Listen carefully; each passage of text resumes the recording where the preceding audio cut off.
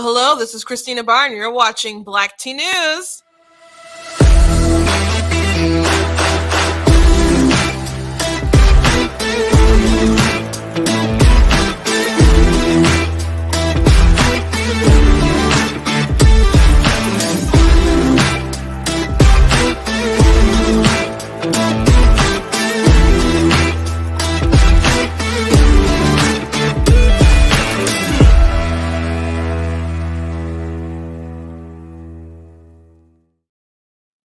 Hello, welcome to Black Tea News. I'm your host, and what a day for news. I just kind of had some side stories or whatever. I was like, maybe I'll touch on the Trump thing, but then Merrick Garland came out and said that he personally signed off on the search warrant, and the FBI likes to say, like, we were just executing a search warrant. We weren't doing a raid.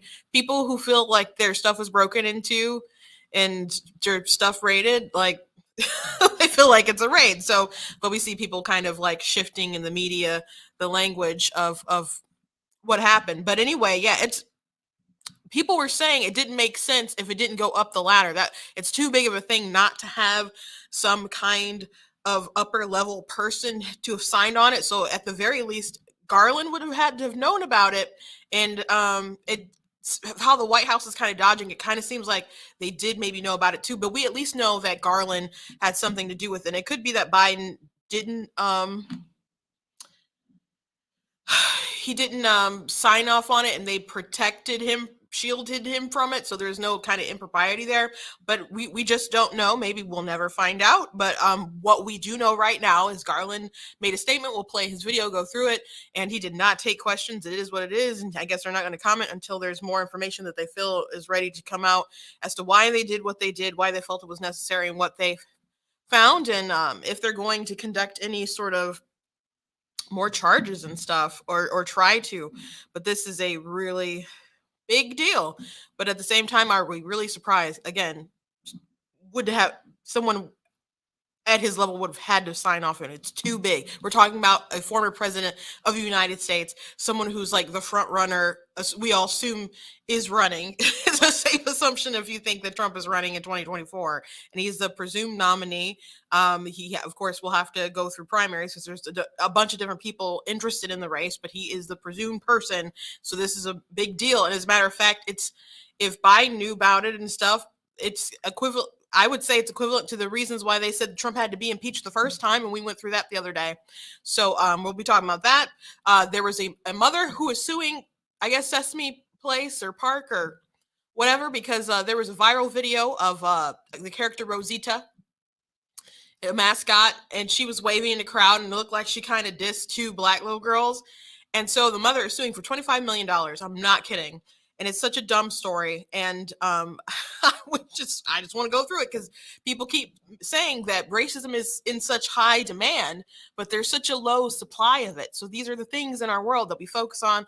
Also, I saw the documentary the other night, finally watched Created Equal with Clarence Thomas, and it was so good. And I just wanted to talk about it and some takeaways. I want to write something about it to keep my thoughts kind of more concise, but it was so good. I just wanted to recommend it and explain just some of the things that I took away from it. So first and foremost, before we go into everything, just really quickly want to encourage you guys to go to blacktnews.com, check out different articles that I've written. I did write a pretty big article about the raid and the information that we knew. This is big breaking news, so I'll have to, make more stories, make more articles about it. But please check out the different stuff that I have on the website. If you like what I do here at blacktnews.com, please consider leaving a donation at blacktnews.com/donate. You guys know that nothing in life is free, including the equipment that I use to stream with, or rather the platforms and travel and how I do my website, everything. So if you would like to support, that opportunity is open for you, and I really do appreciate it. Just go to blacktnews.com/donate, whether it's a small gift, whether it's a larger gift. You're much appreciated. If you can't do that, appreciate everyone who likes, subscribes, shares, comments, etc. Make sure you're following me across all my different social media platforms: Instagram, TikTok, Facebook, YouTube, etc. My handles are Black Tea News, black like the color, tea like the drink, except for Twitter. That one is at True Black Tea. And check out different merchandise that we have at the store, like I'm Not the Victim You're Looking For. Got the cool goat hoodies and the t-shirts. I do have them in other colors besides white. If you're interested, got this really cool The Constitution is Glorious Liberty document and all kinds of stuff you guys can check out at the website. And I do want to thank Brighter Michigan Pack. I'm in their studio today. If I say something today that triggers you, they don't care. I don't care. It does not work like that. But they just like to uplift conservative voices, and I'm grateful to be here in the studio, and I appreciate having space to do that. But if I make you cry today, there's no one who cares. Just no one. And you can't snitch on me. It doesn't work like that. I am the leader here. So anyway, you guys know that I like to start with a meme. And I'm going to go through this pretty quickly because I want to get to the Garland news. But I saw this is coming from Right to Bear Memes. And Twitter's election misinformation policy, 2016 hold, 2018 hold, and then we're at 20 to 2024 now. So I think you're all aware of the fact that after Trump was elected, that there was a big conspiracy about how he wasn't legitimately elected, how he was a Russian stooge, a puppet, etc. There was this big narrative that all the different agencies came together, concluded that Russia interfered with the election, and people pushed back against that. Which there were like I think 4 agencies that said that they interfered, but they're like all 17 agencies, and people are like, can you even name all the 17 agencies? Like you think the DEA or people or the Coast Guard and stuff like did their own detailed research? And so if like 4 legitimately coming out and saying whatever would be fine, but to say all 17 like collectively as if they all did their investigations, like you only need to be right once, like when you're trying to oversell it, it seems a little fishy. But Hillary Clinton would keep like saying that the election was like, Trump wasn't legitimate or in Russia, blah, blah, blah. And to be a stain on Trump's legacy and presidency. Of course, Stacey Abrams really never conceded the election in Georgia. Many people shared that opinion, including our current White House secretary. She thought that Kemp stole that election, and some people still feel strongly about that. But it's okay when you think that Republicans have cheated. But if you say something the other way around, yeah, they got to take you down. I think that's the fastest way on like YouTube to get taken down. And if they flag something, I'd be like, I believe Joe Biden won the presidency.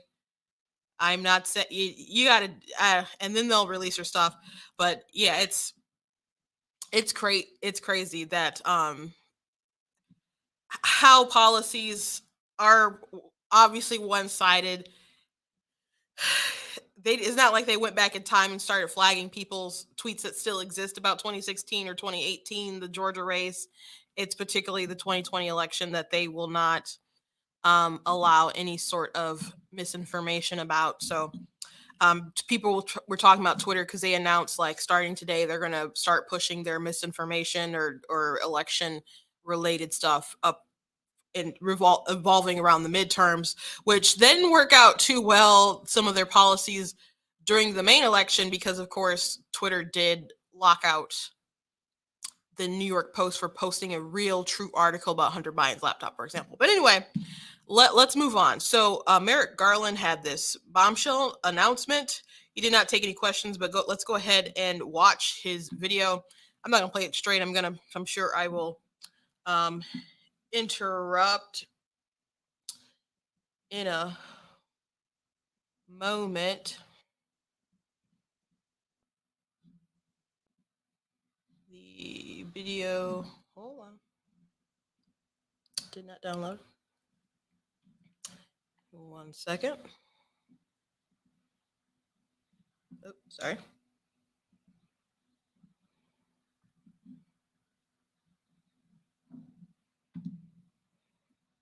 It's a conspiracy. It's trying not to play.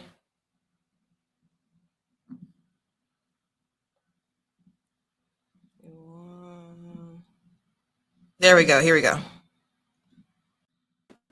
Federal law, long-standing department rules, and our ethical obligations prevent me from providing further details as to the basis of the search at this time.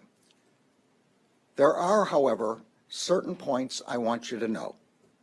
First, I personally approved the decision to seek a search warrant in this matter. Second, the department does not take such a decision lightly. Where possible, it is standard practice to seek less intrusive means as an alternative to a search and to narrowly scope any search that is undertaken. Third, let me address recent unfounded attacks on the professionalism of the FBI and Justice Department agents and prosecutors.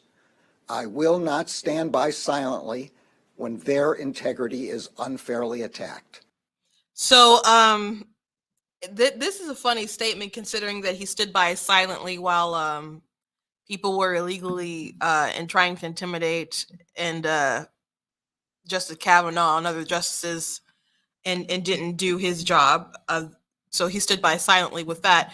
To address the other thing, first of all, it is incredible that he did sign off on it, but we knew that somebody would have had to have done it at that level because you're talking about a former president of the United States, again, someone who's could possibly be president again. And it looks blatantly like political targeting. It's not just people on the right saying it, him saying like, I won't take these attacks or blah, blah. This is not something that is just like people on the right saying it. There are people on both sides of the political aisle that are not okay with what went down, that it looks really bad. Andrew Cuomo said something. There was a lawyer who I follow on TikTok. He was talking about his mentor who taught him constitutional law. It was his statement on it and how kind of crazy it was to him. And so he's like, I'll tell you at the end why I think it was so monumental that his former professor said something. And at the end, he revealed, he's like, he testified in favor of Trump's impeachment. So this person is not a pro-Trump person. And I didn't really think, I mean, I strongly don't feel like Trump should have been impeached anyway when you looked at everything, the cases and stuff. So I think that's kind of messed up that people were on that side for impeachment anyway. But this is someone who's not a Trump fan, who's just like, this doesn't look good.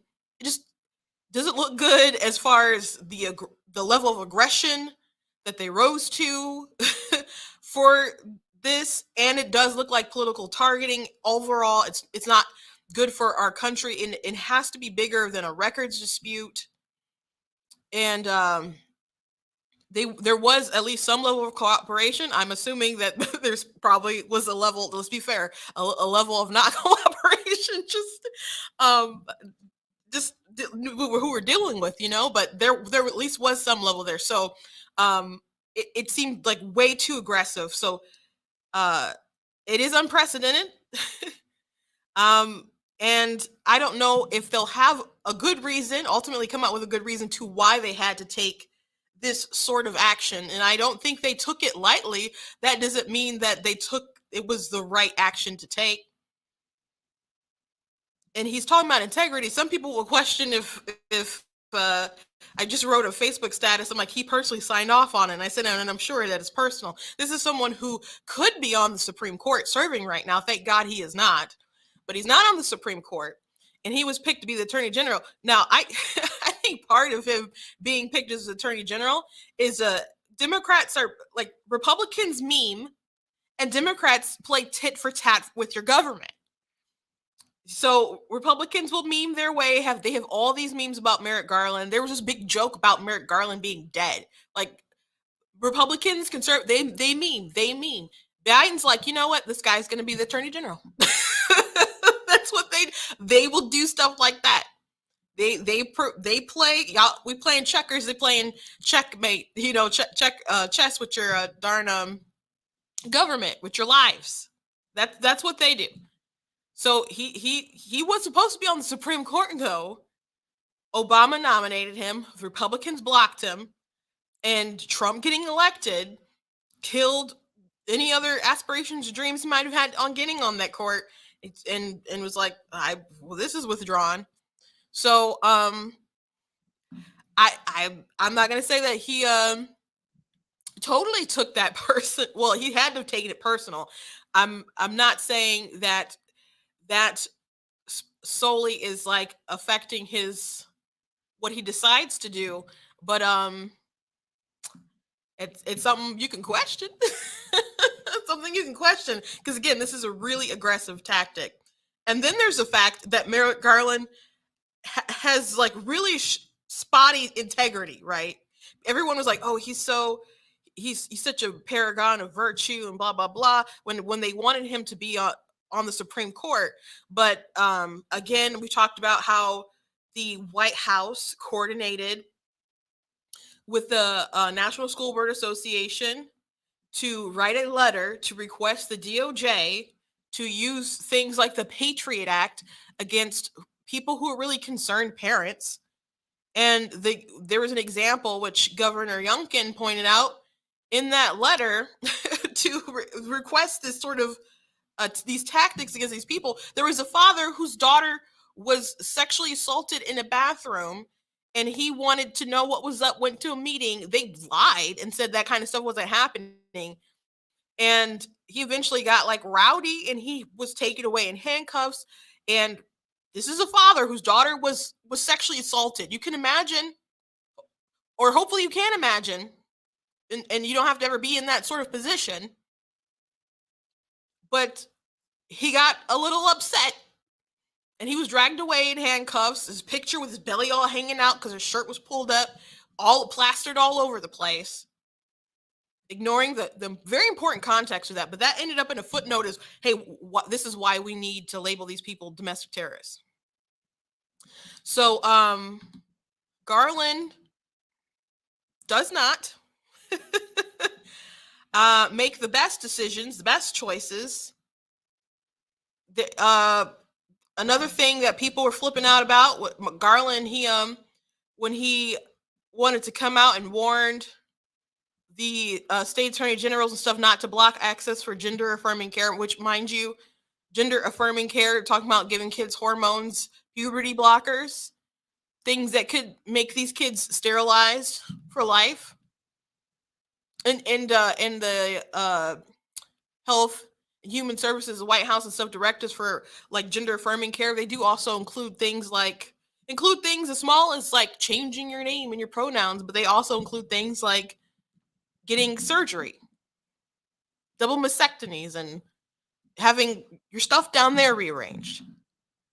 So if there's a state like Texas or somewhere that's like, you know what, we think that's children can't really consent to big decisions like that, and Frankensteining them like that isn't appropriate, and it would be abuse in their view. The DOJ's like, no, we think that's discrimination under the 14th Amendment. We're like, what?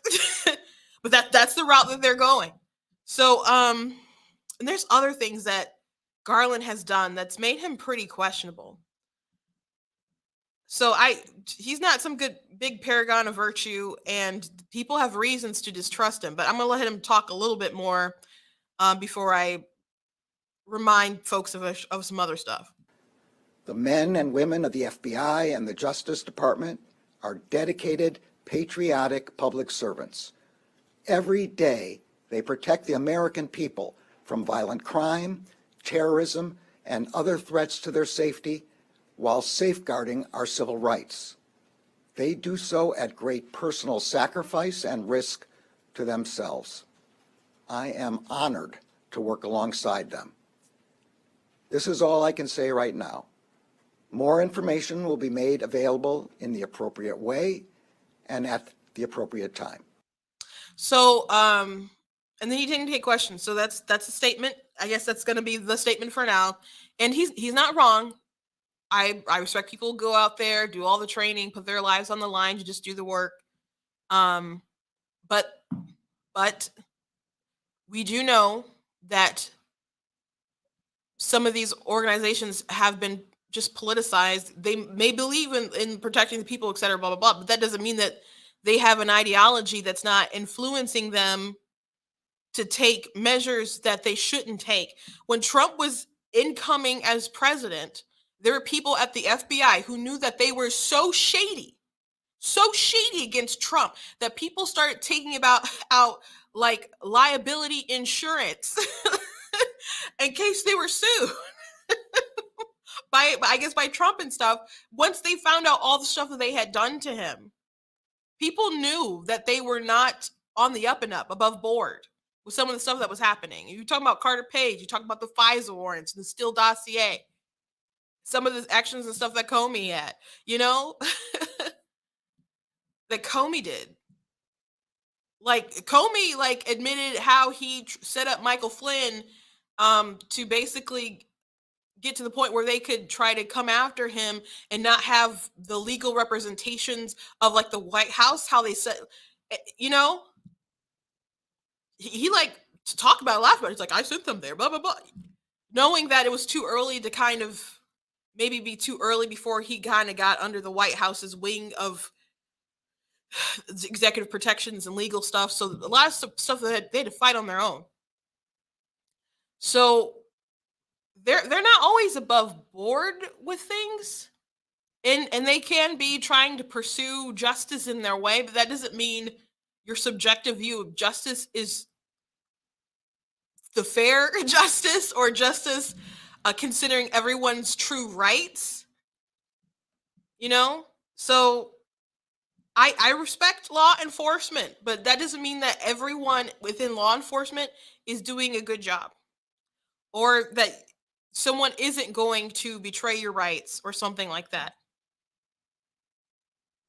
And we have experience. Trump has experience with people in law enforcement not acting appropriately. So that's the history. And that's the history that everyone observing is operating off of. People are like, oh, well, they wouldn't have been assigned this warrant unless there was good reason, or like people remember dossier, FISA warrants, Carter Page, all that stuff. Like we know that the the person who like messed up who falsified the documents, who pled guilty, that ex FBI lawyer, he lost his license for a little bit, but he got it back. So there's not even like really true punishment for some of these people. So he can be all upset that he wants and be all like righteous indignation. I don't doubt that he feels righteous indignation for these people. That doesn't mean that everyone who's like raising an eyebrow isn't valid. And it doesn't mean that he did everything above board. So, again, we don't know if this did go all the way up to Biden. The White House, the press secretary, from kind of how she acted the other day, makes it seem like they're lying. But it is very well possible that it did end with Garland before it was executed to kind of block Biden and shield him from any other blowback. So I don't want to say it's a guarantee that Biden knew about it or something. It would make more sense to shield him from that, I think, from their end. In a respectful sort of way. I think it would be more respectful if they just kind of gave him a heads up, because it is a big deal. It is a very big deal. But if they knew they were doing something wrong, what makes sense that they didn't press it forward. If they were trying to do everything appropriately and what kind of repercussions and stuff there might be, it would make sense that they let Biden know. Will we find some kind of direct evidence of Biden being involved?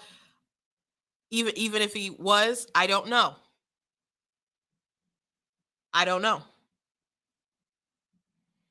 But he's kind of moronic. But when different scandals would happen within the Obama administration, there are people, it always got pinned on someone else. Like we already talked about this, like the IRS targeting, for example. Those are, federal people who you don't always want to trust, who had a pretty big scandal in the Obama administration of political targeting. But it didn't go beyond like Lois Lerner. They like pinned it on her. Or they said it ended with her or whatever.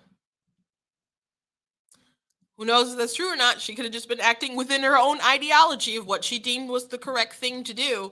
Everyone is right in their own mind.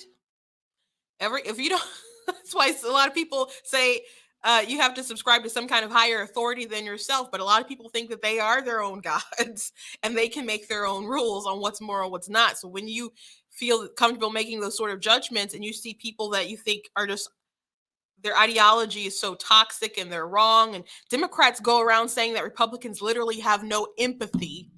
Seriously, I wrote about it in an article when I went to a Democrat Party picnic. They didn't know I wasn't a Democrat. We were having normal conversations and stuff, and it was like the very personable with people, and some people I wouldn't mind like going and sitting down, going out to dinner or something with, but they didn't know I was a Republican, and they were saying stuff like they don't have any empathy, don't care about. So if you're dealing with people and you literally think like that about them, it's easy to paint them whatever sort of way, and then do things to them. Once you start kind of stripping away their humanity, it gets easier to strip away people's rights for the greater good. So I'm very interested when I get off of here to see what sort of reaction there is out in the news beyond my reaction to it, but especially from people across the aisle who were like, this doesn't sound right. This doesn't sound right. But I'm sure we will learn more very soon. Okay, I want to move on to this crazy Sesame Street story, and you're probably like, what? Let me talk about that last. I'm gonna talk about that last. I really quickly want to talk about this Clarence Thomas documentary that I watched last night, and it's been out for a while, and it was supposed to be available on other platforms, but I don't think they would take it. I don't remember which major one, but Daily Wire took it on. So I've had the app since What a Woman came out. So I decided to watch Created Equal, and it really is he has a remarkable life, Clarence Thomas. Um, and if you didn't know, he used to be like a radical sort of Marxist person in college. So there, oh, well, I guess let me go through just some of the takeaways. One, it is so important to have a good family structure. His father like left, him and his mom separated when he was just a toddler. He has no like early memories and stuff of his father, and his mother was struggling to raise two boys, and so she reached out to her mother for help, his grandmother, and so she's like, well, let us raise your boys. So he was living in Savannah, like in the slums. He said it was like hell where he was living with his mom, and then they sent him to his grandfather, and his grandfather was very strict. He had a certain set of rules. He's like, right now our doors are wide open. If you don't obey the rules and stuff, the doors will close on you. But he was someone who believed that, it was biblical that you work up, sunrise, sundown, that idle hands were the devil's work. It was important to learn, to go to school. And he was a man who couldn't read and write himself. So he understood the value of needing to better yourself. And so he was like, you're going to go to school. Even if you're sick, you're going to go to school. He said, even if you're dead, I will drag your body to school for at least 3 days to see if you're faking. So he was really, really strict about these boys bettering themselves. And Clarence Thomas, he eventually wanted to go to seminary school. And so his grandfather was like, that's very expensive. And if you go with this, then you cannot stop, you cannot quit. And so that was like their deal. And so he ended up going to seminary school. And at the time when just racism was blatant, he's an elderly man. So Martin Luther King was like on the rise. And he growing up like in his initial like school that he was in, he felt like people didn't like segregation, other stuff, and the nuns were very kind and stuff. But when it got to the like civil rights movement and people really pushing stuff, and there were such high tensions, he got one day someone passed him a letter and it said, "I like Martin Luther King," and he opened up the letter and it said "dead."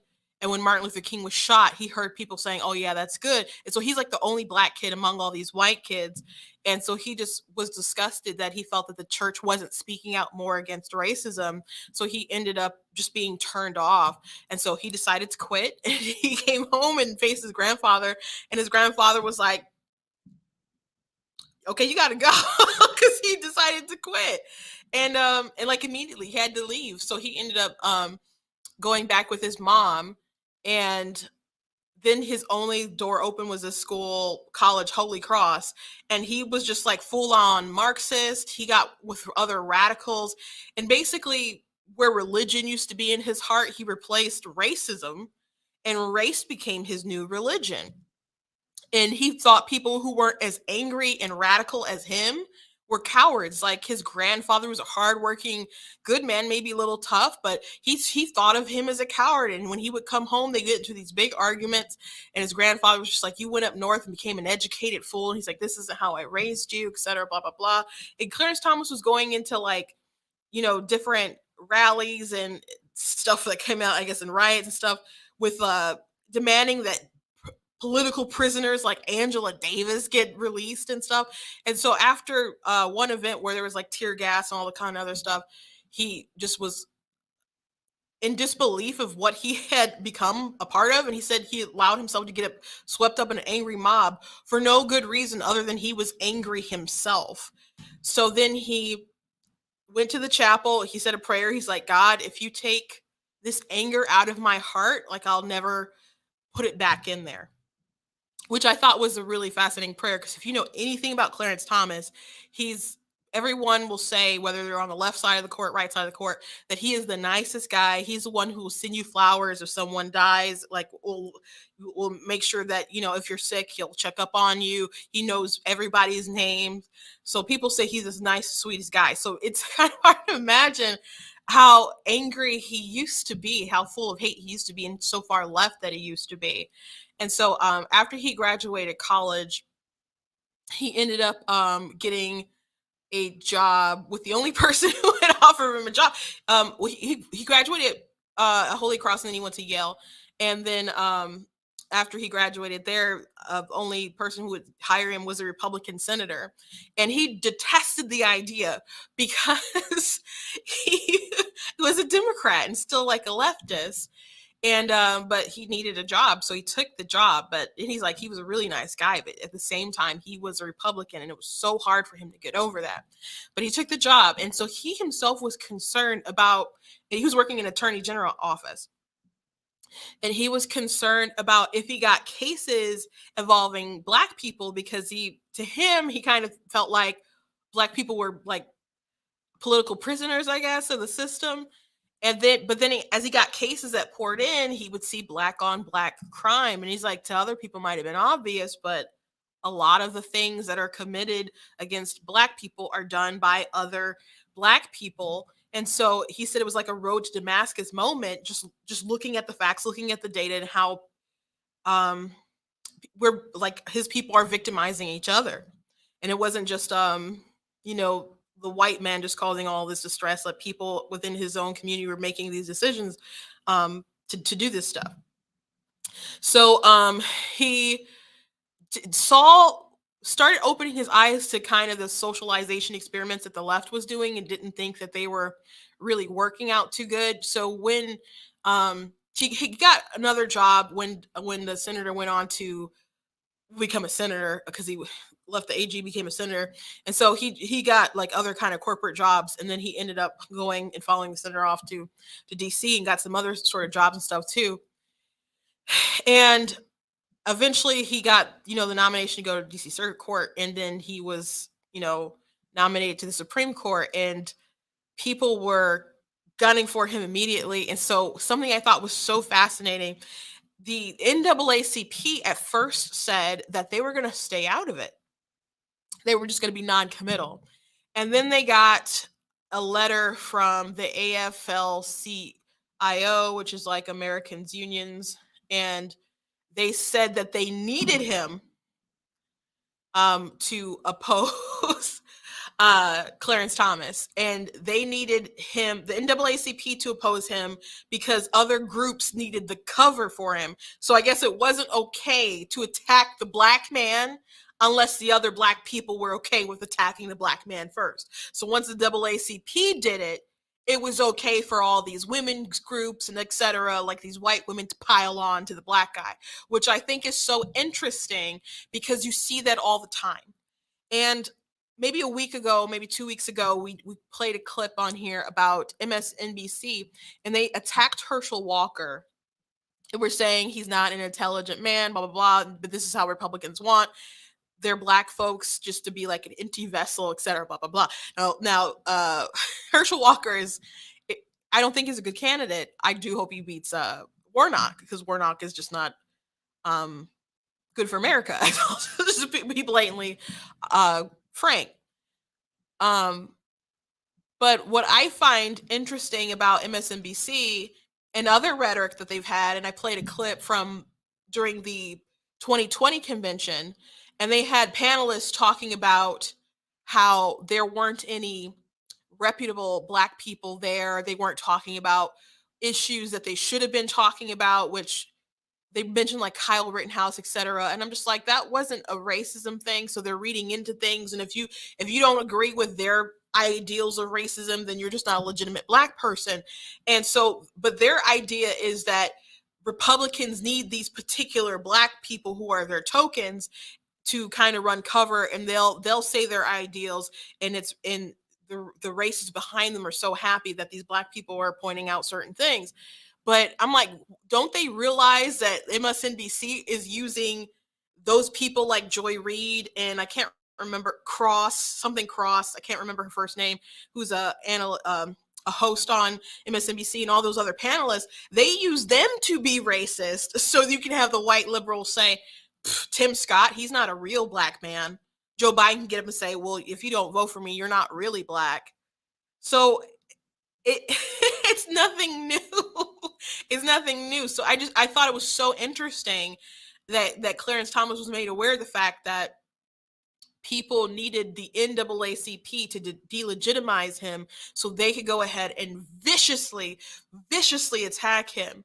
And so the stuff that people say about him today, I mean, they've been saying it the whole entire time. And backing up a little bit, when he first went to an event that Thomas Sowell, which they didn't talk about Thomas Sowell a lot in the film, but Thomas Sowell had a huge impact on Clarence Thomas. But he went on to an event that Thomas Sowell was putting on about different social issues and stuff. So Clarence Thomas was asked by a young black reporter who and he didn't know much about the press. He's like, well, why do these social issues mean so much to you? And so he started explaining things. He told a story about his sister having to wait for her welfare check, and how people kind of get conditioned. And so next thing he knows, there's an op-ed about the stuff that he said. Kind of it's like attacking him. And that person who wrote that article was Juan Williams, from Fox News. So it was interesting, being kind of going back in time a bit and seeing how these kind of things evolved, because some of this was happening before I was even born. And and to see like, oh, Juan's been wrong the whole time, So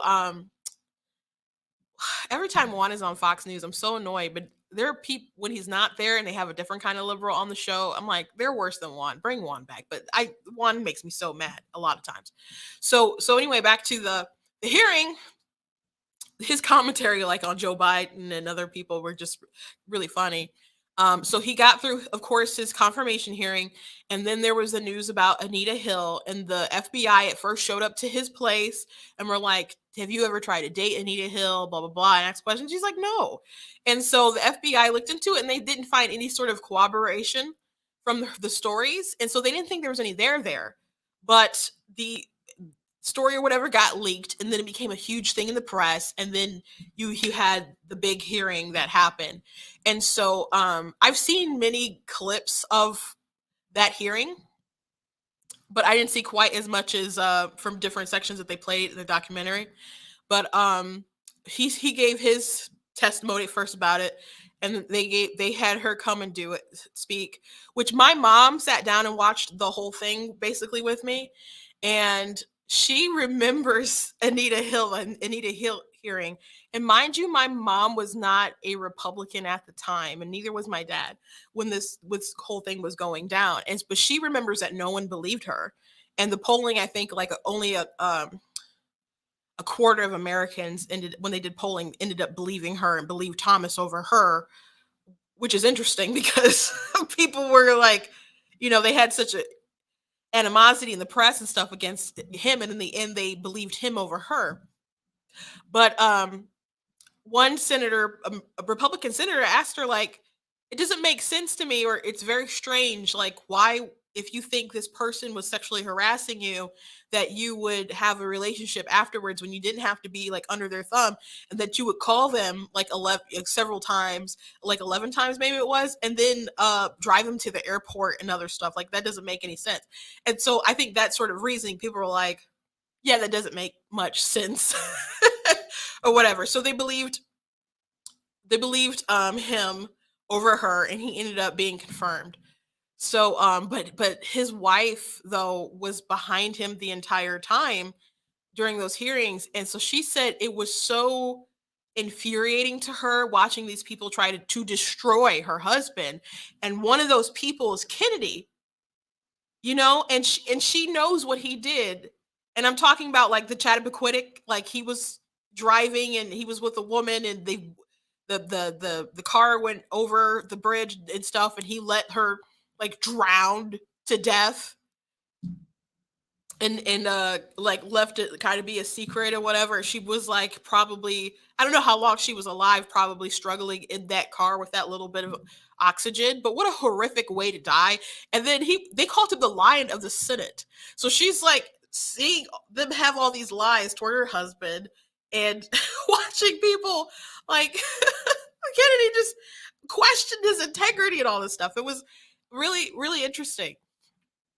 But before after Anita Hill had testified, they wanted Clarence Thomas to come back, because they said, well, we can't just have her talking at the end of it and just leave that in people's minds, like over the weekend or whatever, be that the end of it. So we need you to come back. So he was tired, just emotionally, everything, the whole process. And I think it was Jack Duckworth who originally hired him.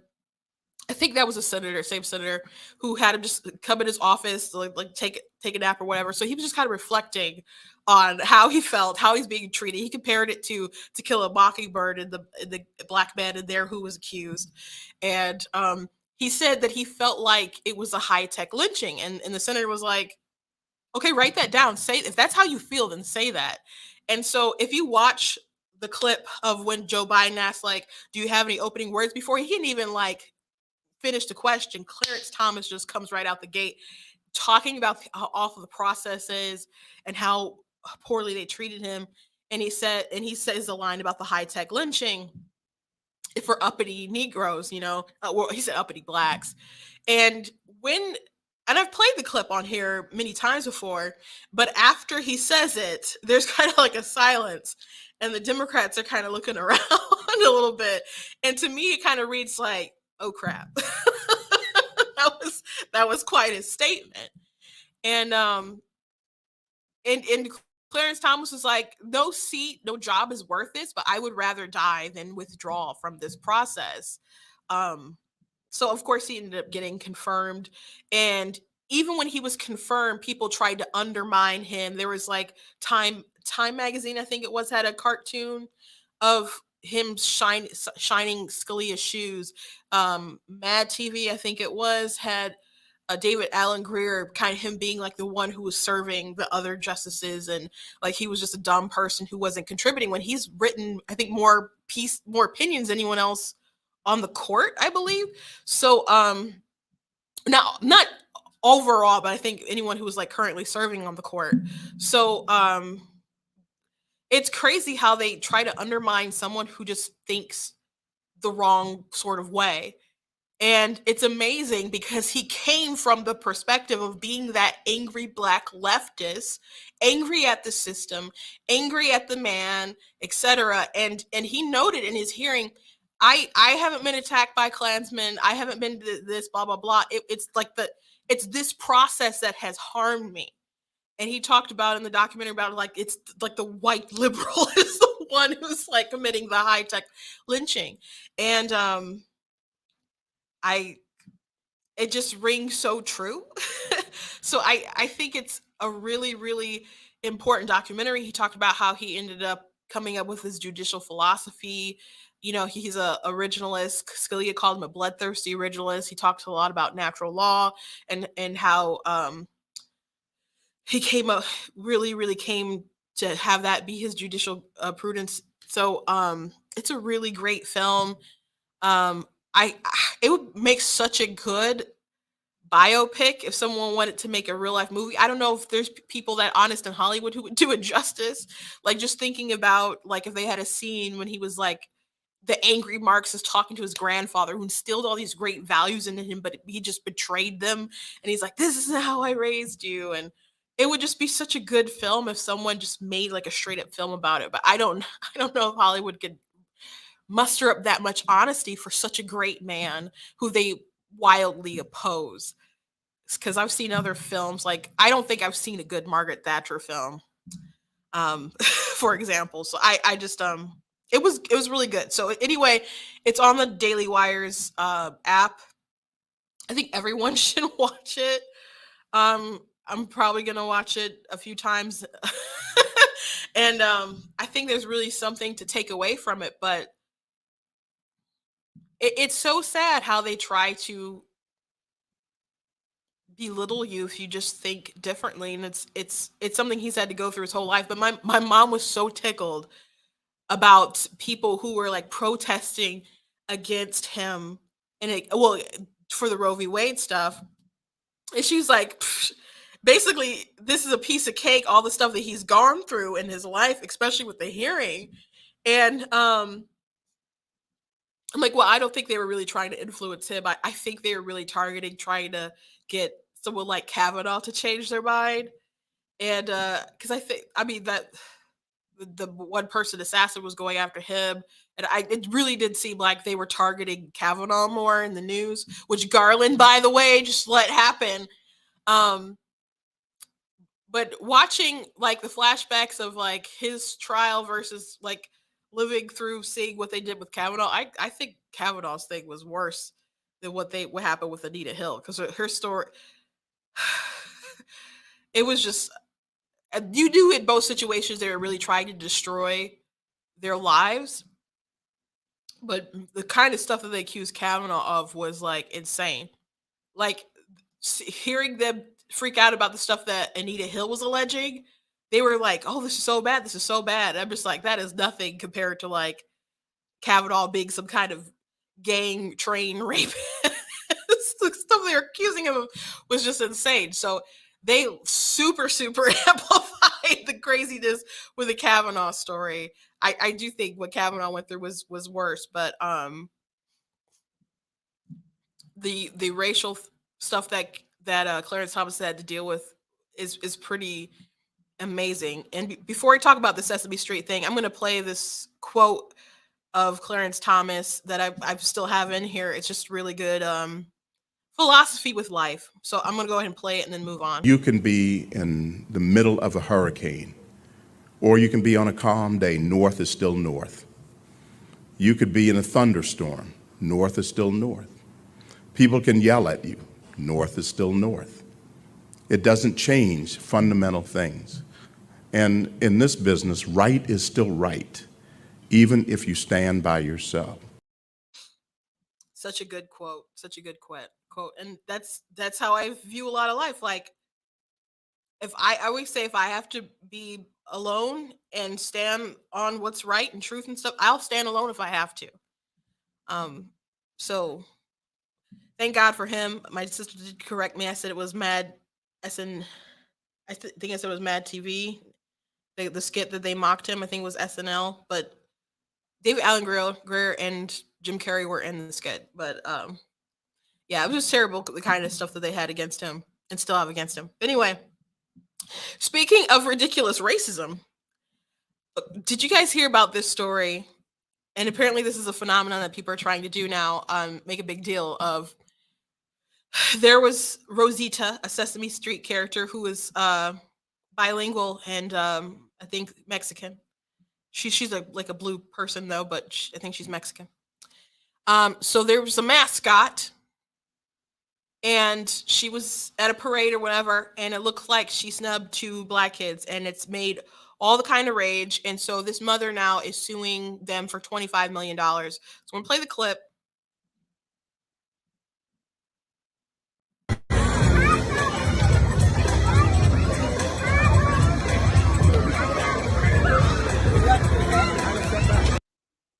I shouldn't laugh. It's so ridiculous though. They're just looking like, what the heck? But let's just one more.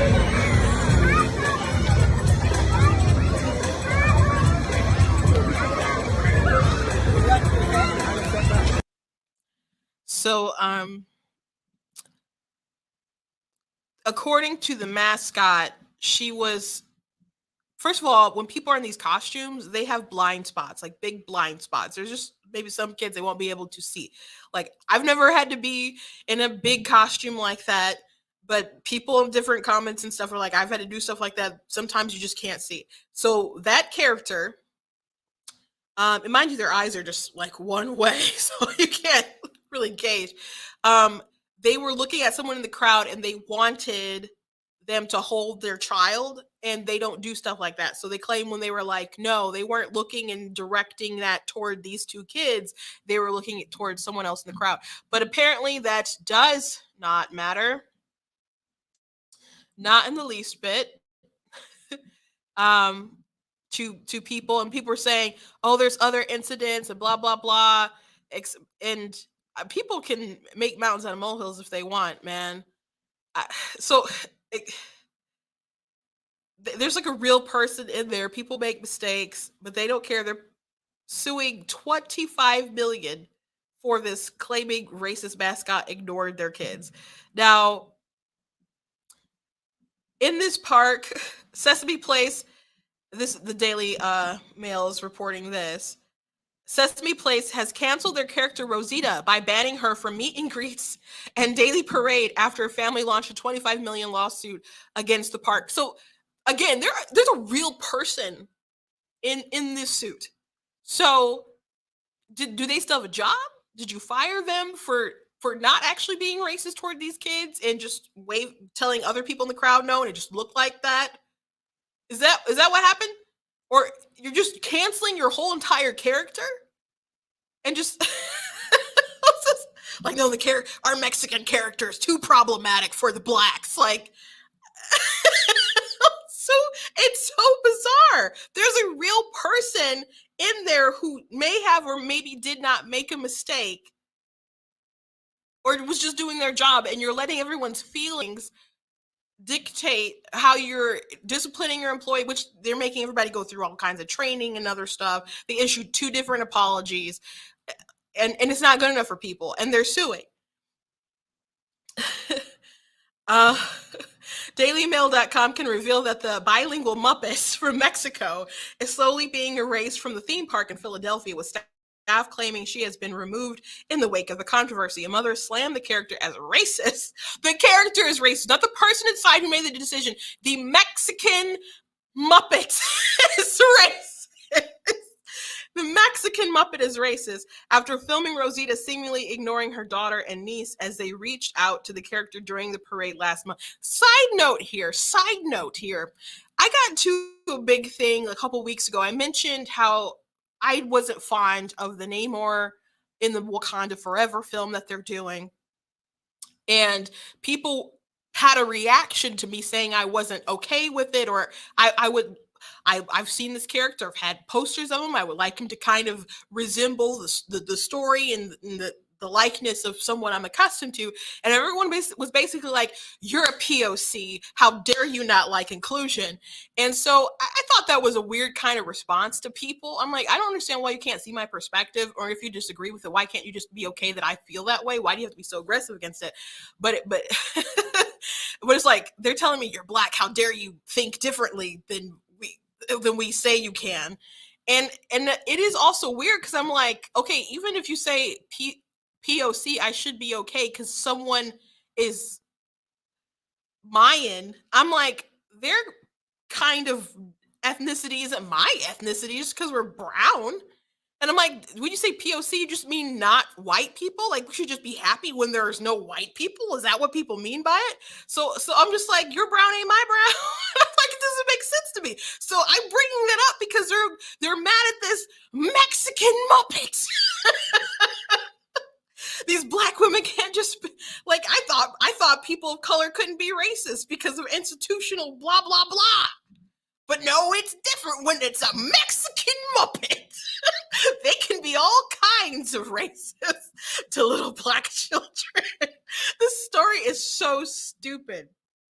It's so stupid.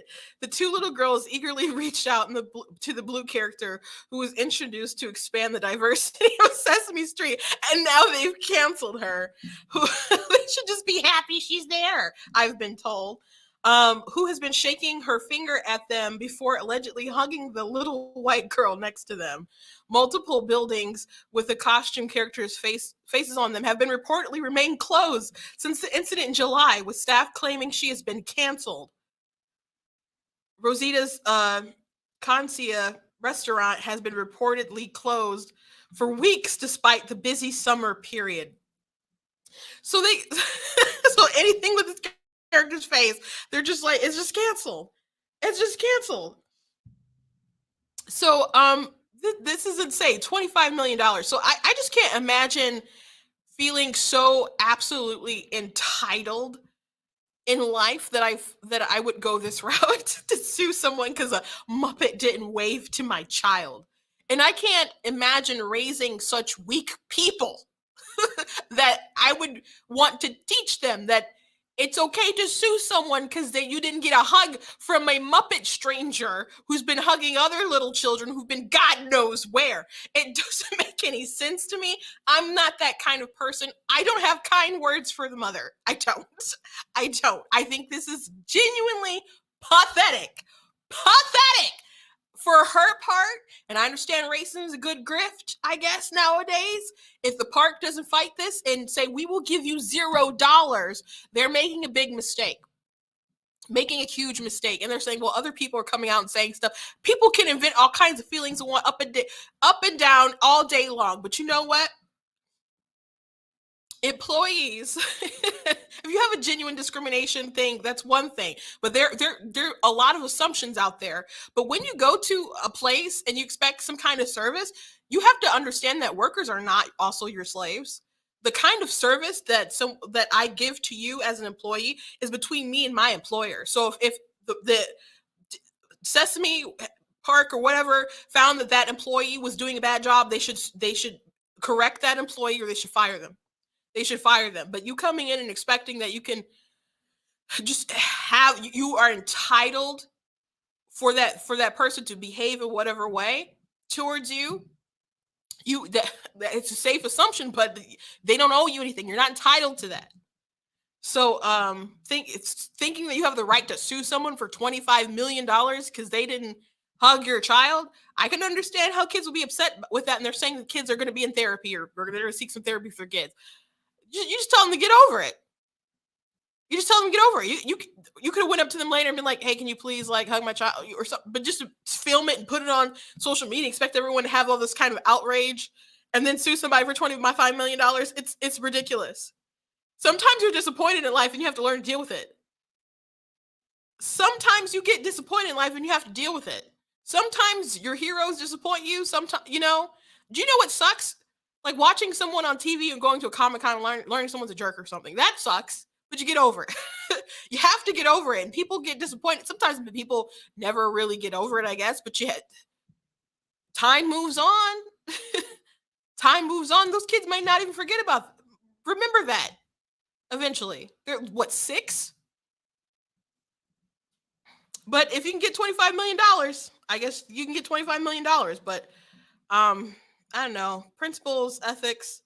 I guess you could say, well, you'd sacrifice them for $25 million, but there's no guarantee that they'll win that.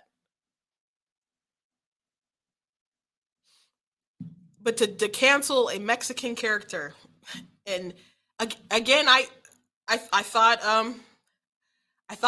they're saying this character, this not real person. There's a person in there, but they're saying the character is racist, I guess. Or and why sue the park? Why not sue the person who did the discrimination? Because they don't have $25 million and you want $25 million. And they did apologize, and they said that they'll try to rectify the situation and train the employees or whatever, and they still don't care. They still don't care. So racism, it's a huge grift, and I think we are just creating a weak and feckless society of grifters who are not well adjusted and are so entitled. And again, I have nothing nice to say about this mother who's doing this. So I'm going to leave it at that. Thank you guys for tuning in today. That is all the news I have for you. I'm sure there'll probably be some more news involving the Garland situation, the FBI. We'll see how that continues to play out, but it's really remarkable. Please go to blacktnews.com, check out different merchandise that we have on the website, like the cool goat hoodies, goat t-shirts and stuff. I do have them in different colors if you want to check those out. I also got the Denounce White Supremacy, Defeat Joe Biden shirt with a list of his racism on the back. And I do have those also in long sleeve because, you know, we are getting toward the fall season. Because isn't it crazy? Summer's almost over. Got the I'm Not the Victim You're Looking For. Be Better Not Bitter shirt. I love that one. I'm going to have some more stuff out very soon. So please check out different merchandise on the website. If you like what I do here, if you enjoy what I do here, please consider going to blacktnews.com and leaving a donation at blacktnews.com/donate. I very much appreciate if you are willing to do that. If you can do that, it costs to stream my stuff, it costs to run my website, costs to go from A to B and stuff. I'm very grateful to Brian Michigan Pack that I'm in here and being able to do this in the studio, but not everything is like free. So if you can help and you would like to see blacktnews.com expand, consider leaving a donation at the website, whether it's $10, $50, whatever you can do.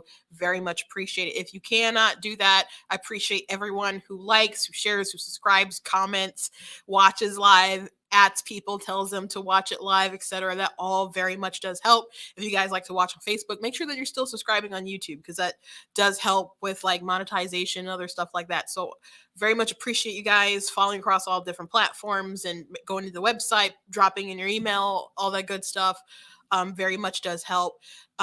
Also, I'm still working on my pro-life book, and I will tell you guys when that is done and get like pre-orders and all that stuff together. I do want to have like some kind of a event when it all comes together. And if you're in the area or like to drive, you're more than welcome to be a part of that. And it's going to have some great information in there. And I hope to have some special guests, etc. I'll let you know as more details pop up with that, but I'm plugging away hard in that. Also do have other books as well. I have one other released book that is fiction, but most of them are, well, I have one nonfiction book and the rest are fiction. So I have like historical fiction, fantasy books. Like this one takes place during the Civil War. Think like X-Men meets like Harriet Tubman, which she basically almost had superpowers anyway. Also have children's books and other books that are like supernatural, paranormal romance, contemporary romance fiction, all kinds of good stuff. So if you need some good content and you are like Disney's too woke, other people are too woke, and you want to just enjoy something else, you could go to if you go to blacktnews.com, there's a merchandise button that has my merchandise on it, but it also has a link a banner that will take you to my book website. If you just search my name on Amazon, you'll find my stuff. God bless you guys. Thank you for listening, and I will see you tomorrow.